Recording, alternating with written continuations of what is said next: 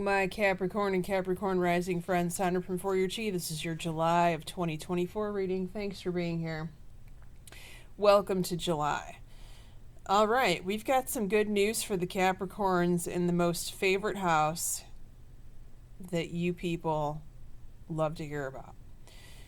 But before we do that, let's get to your first house. Where you're at the first couple of hours, the first couple of days of July, you have the crown chakra here.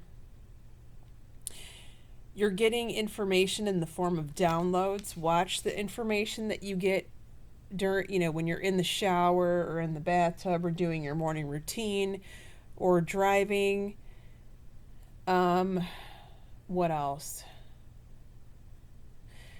When you're just waking up, there's like a window of opportunity for information to come in.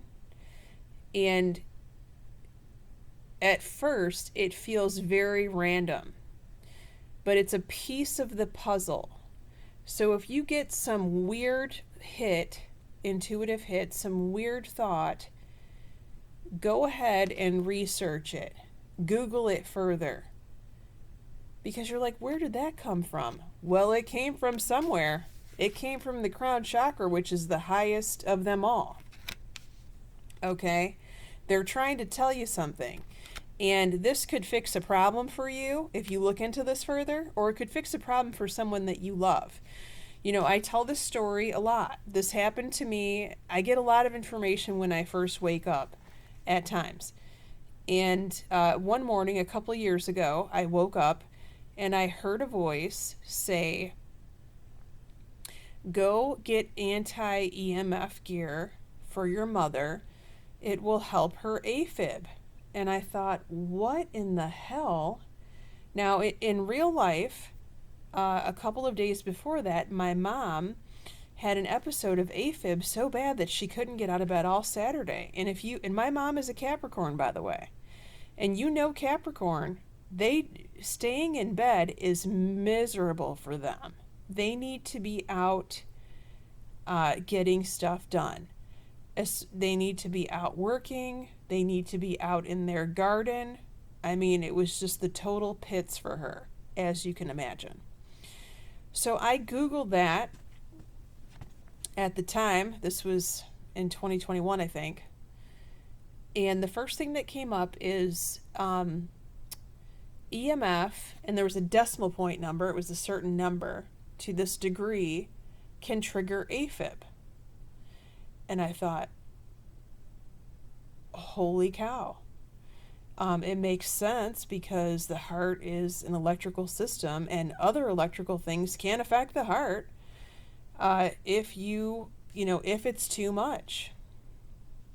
So I went and got her a couple of things, and sure enough, it helped her significantly. Now, did it take it away? No, it didn't.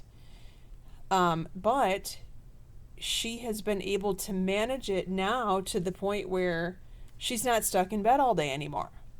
So how about that? So pay attention to those messages because they're trying to tell you something. Your second house, your money, your stuff. This is what I'm talking about. Material and spiritual prosperity. Blessings are coming in for the Capricorn this month in the form of earthly plane and heavenly plane. Earthly plane being money or resources, tangible. Heavenly blessings in the form of other spiritual blessings or information that brings in more money later. They're telling you it's up to you to rake this in, okay? Now, I will say one thing. The more that you state verbally out loud your gratitude for what you are grateful for every single day, that could be what it's talking about. It's up to you to bring it in more blessings. When you're saying that you're grateful, your energy is opening up to receive more. Third house, your brother or sister, they're getting intuitive hits also, but their intuition is coming in the form of nighttime dreams or it could be meditation. They need to know not to worry here. Something could have spooked them. They could be freaked out. You may need to be the voice of reason that calms them down. If you're speaking to them, that is, if you're on speaking terms. Your fourth house, conflict and defeat. Walk away from arguments in your home. Someone here is recovering. Now, if someone is recovering, from anything, could be, being sober, recovery, that kind of recovery. It could be recovering from surgery. This person could be in physical pain. They could be abrasive. It is not time for you to engage in that. It is time for you to allow them some space so that they can recover and get better, and so they're not so, prickly. Your fifth house, your social circle, your social life, your fun, your friends, emotional loss. You are missing someone, or someone in your circle is missing someone. One of you needs to reach out to the other and perhaps schedule a time for tea or coffee, or some kind of get together here so that you can have a chat with this person. Okay? This could be mutual, where you're missing them and they're missing you.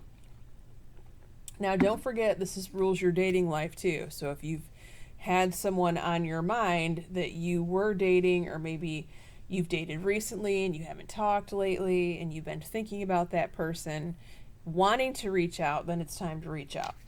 Your sixth house is work and health. You do have victory and success here. However, you pulled a no. Now, how I feel about this is you could have a victory because you said no to someone, Capricorn. Now, this could be with work, because your job just takes for those of you that are working from you, because they know that the Capricorn is a workaholic and is a workhorse and can do it all, but it might be good for you to say no once in a while, right? People need to respect your boundaries at your job, especially your superiors, if they've been laying too much on you. The other thing is, the sixth house does rule health. You could be receiving a victory from telling someone else no that could otherwise have affected your health. Now, environments affect our health too, right? So you could be saying no to an event, and maybe you previously said yes to it, but maybe you're declining at this time, and you are having a victory because of it. I did pull a card from Archangel Raphael deck. I got laughter is the best medicine. Yes, the Capricorns do need to laugh more often, don't you? I agree. Okay, let's look and see who's around you in your seventh house of primary relationships before we go into the extended reading. Well, you've got Wands here, so we know that's a fire sign, Aries, Leo, Sagittarius. You've got the Fool, that's an Aquarius, and you've got another Earth card, another Capricorn perhaps, or a Virgo, or a side of Taurus. Okay, if you want to join me in the extended, the link is below. It's on Patreon. Tier 2 is what you want for that. We're going to be going over your seventh house of primary relationships, including business partnerships, if that applies to you. Your eighth house of taxes, contracts, intimacy, the source of your significant other's income. Your ninth house of school and travel. Your 10th house of career and your mother, which looks excellent, by the way. Your 11th house of your child or your best friend. And the 12th house, what's about to happen 3 months from now in the month of October. Many blessings to you, Capricorn. Take care.